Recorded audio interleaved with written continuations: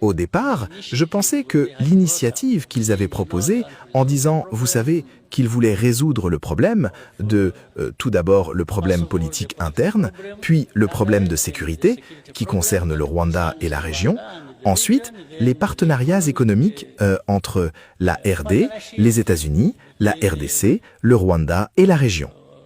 J'ai dit, vous savez, je pensais que c'était une excellente chose. Nous l'avons vraiment adopté, nous avons dit, oh, c'est quelque chose d'important. Mais nous étions loin de nous douter qu'il s'agissait en réalité d'un simple piège pour autre chose.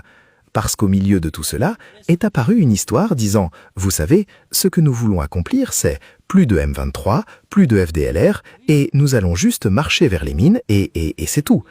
Mais nous leur avons dit dans nos discussions, et nous avons continué à répéter aux gens.